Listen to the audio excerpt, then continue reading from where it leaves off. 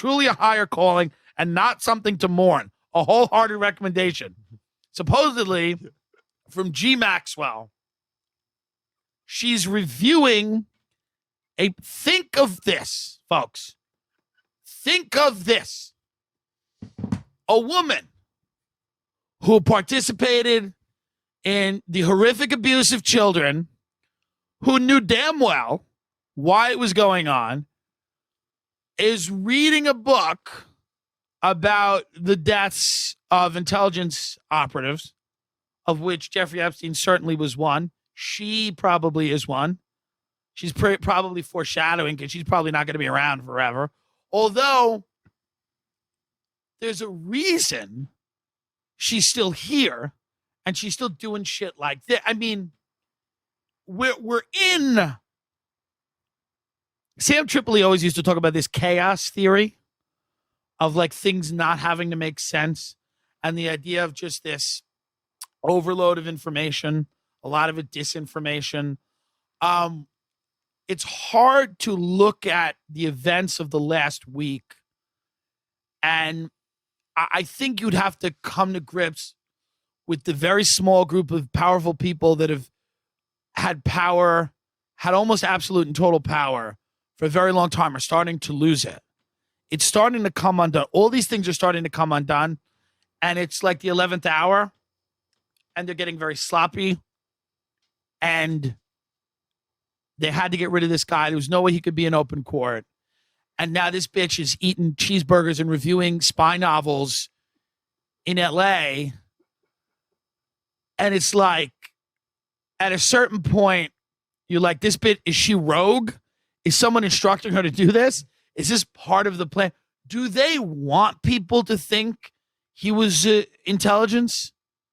You'd think not, because he clearly was. But is there some benefit to them if it sounds so crazy that people dismiss it? Because maybe it's a step too far for people to believe that this is an activity that's sponsored by elements of our government. Is it easier for people to believe that rich people just have deviant sexual appetites and Epstein was there to satisfy those appetites? Driving them to the idea that he was in the intelligence community, does it make it this shadowy thing that people have a much harder time believing, and it gets too complex and people ultimately check out? I don't know. I'm very interested in why these things are happening. Or have they lost control of the operation? Is it like a play that the director sits in the back and with his head in his hands goes, fuck, God, I hope we make it to act 3. Is that where we're at now? Does anyone think about this? Is everyone just watching the bat?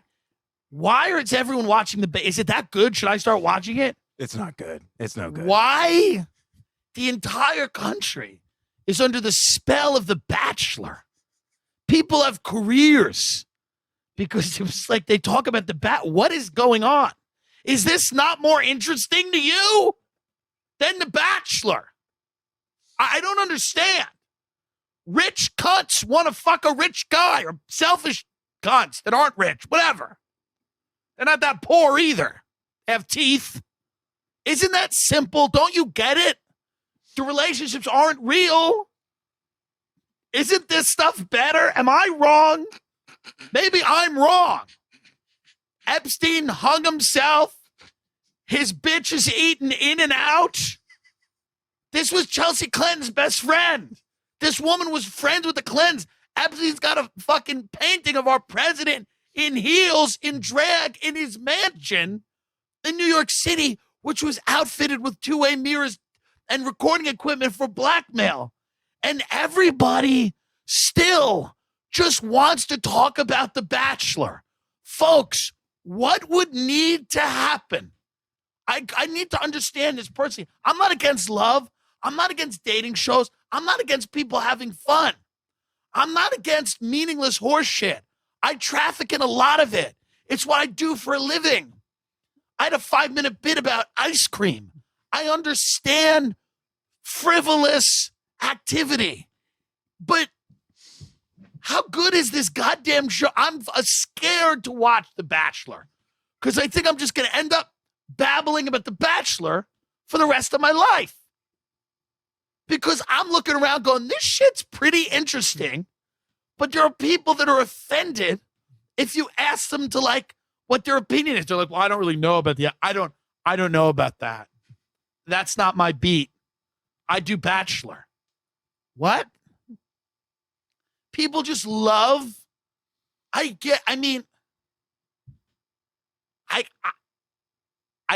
don't know. I don't want to offend any of you in my audience that maybe like The Bachelor. I'm sure it's a fun show.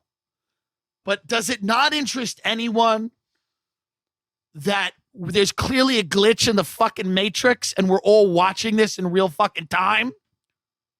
I have a lot of respect for the Your Mom's House network. I think it's a great network. I think Tom and Christina are very funny.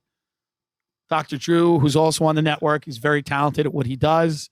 And I've never listened to his show, but I liked Celebrity Rehab, and I enjoyed Loveline with Adam Carolla and Dr. Drew. They're good people, and that's fine. I want to preface this by saying my first instinct is always to lie, and it is always the right instinct for the most part. Lying shows that you've taken a time to think about what's happening and that you care about what's happening. Telling the truth is like not wearing deodorant. It's inconsiderate, and it means that you don't care. It means that you don't have any regimen. You haven't thought about anything. You've kind of just rolled out of bed. That's why truth, when you're honest with somebody, there's a premium to that. It's usually with somebody you really like, a friend, somebody you're fucking. There's a premium to honesty because it's rare. Honesty is not something that happens all the time for good reason. People just don't walk around being honest with each other. The world would be in utter chaos. If everybody told everybody what they thought of each other, it would be an utter chaos. People have to be kept in the dark. They have to be lied to and manipulated. This is why we have what we have with the Epstein and the da-da-da. Okay? I'm just saying how it is. I'm not saying how it should be. I'm not moralizing. I'm telling you what it is. People keep secrets. No, conspiracies aren't real because no one can keep secrets. You're keeping secrets right now from your wife. And you're telling me that no one can keep secrets. You're keeping secrets with somebody you sleep next to. Secrets get kept for fucking years. People have secret families they never talk about. There's good liars out there. You know who says nobody can keep secrets? Bad liars. Bad liars can never believe in conspiracies because they don't know how to fucking lie. They don't know how to create and craft a narrative. Lies, you can't just fuck around with a lie here and there. You got to be constantly lying all the time. You got to create a world and populate it with untruths. Big lies require little lies to sustain them. That's a famous quote. I don't know who said it. That's what needs to happen. Pathological lies lie all the time because they want to be good at it. If you drink and drive every night, statistically, you're going to be better at it. Am I telling you to do it? No, I'm telling you what it is. If you drink and drive once a month, you're going to be all nervous. Same with driving high. Same with lying. Same with fucking. Same with stand-up comedy. You got to do it a lot. Okay? So my first instinct in many situations is to spin a yarn, a fable, a lie, an untruth, because I care about the person on the other end. I realize that I've done the wrong thing, and rather than admit it like a crazy person, I lie to cover it up because I realize I was wrong. You're lying because you realize you're wrong. If anyone calls you on a lie, say, I'm lying to you because I know that I'm wrong and I love you. Being honest with you would be insane. Am I insane? Are you insane? Honesty is not the best policy. No one says that. You know who says that? School teachers, because they talk to children all day, because they have childlike minds.